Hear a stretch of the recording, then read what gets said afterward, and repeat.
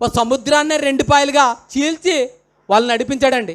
బండ నుంచి నీళ్ళు ఇచ్చాడు, మన్నాను కురిపించాడు. ఎన్నో సమస్త కార్యాలు దేవాది దేవుడు ఇశ్రాయేలు ప్రజల ప్రక్షాళన చేశాడండి.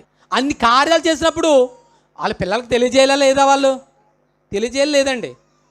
తెలియజేయకుండా ఏళ్ళో తినుచు త్రాగుచు ఇండ్లు కట్టుకొనిచో పెండ్లు చేసుకొనిచు భ్రష్టులుగా మారిపోయారు. నా ప్రాణమా యెహోవాను సన్నిధించము, ఆయన చేసిన ఉపకారములలో దేనిని మరువకము. అంటే ఇశ్రాయేలు ప్రజలు మర్చిపోయారా లేదా? ఆయన చేసిన కార్యాలు మర్చిపోయిన దౌర్భాగ్యులండి. ఈరోజు మనం అంతే, దేవుడి దగ్గరికి వస్తాం, ప్రభా నాకు ఇంట్లో బాగాలేదు, ఒంట్లో బాగాలేదు, జ్వరం, జబ్బు, దగ్గు ఇవన్నీ అంటాం. ఇవన్నీ తగ్గిపోయాక మళ్ళీ దేవుడిని మర్చిపోతాడు వీడు.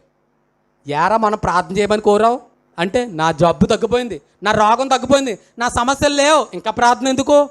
మళ్ళీ లోకంలోకి వెళ్ళిపోతాడు. మళ్ళీ ఏదో రోగం వస్తుంది, మళ్ళీ దేవుడి దగ్గరికి వస్తాడు. పాస్టర్ గారు ప్రార్థన చేయండి. ఆయన ఏమైందంటే మళ్ళీ వచ్చింది రోగం. అవసరాలు తీర్చుకునే వారుగా ఉన్నారు. ఇశ్రాయేలు ప్రజలు కూడా అలాగే అవసరాలు తీర్చుకునే వారుగా ఉన్నారు. అవసరాలు తీర్చుకునే వారుగా ఉండి దేవుడిని మర్చిపోయారు. వాళ్ళ పిల్లలకు తెలియజేయలేదు, ఆ తరం వారికి తెలియజేయలేదు. కాబట్టి దేవుని ఎరగని తరం పుట్టుకొచ్చింది. ఈరోజు కూడా ఈ మాటలు మీ పిల్లలకు తెలియజేయలేదా? యేసుక్రీస్తు ఎవరో అంటారు, తండ్రి అయిన దేవుడు అంటే ఎవరో తెలియని వారుగా ఉంటారండి.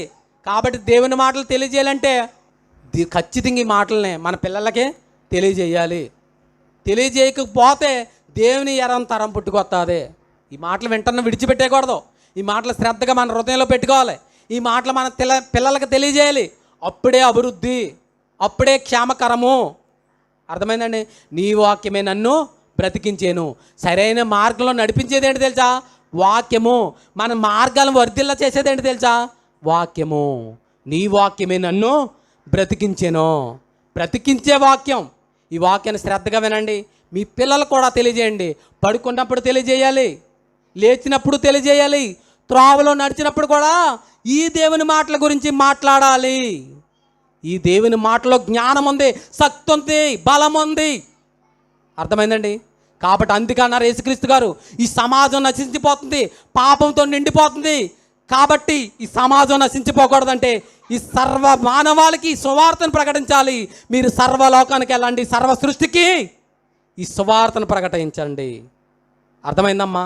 వినేవారుగా ఉండటం కాదు, మాటలు నేర్చుకోండి. ఈ మాటలు సువార్తను విస్తారంగా ప్రకటించండి. పాపానికి ముందేంటో తెలుసా? వాక్యము. ఈ వాక్యాన్ని వెదజల్లండి.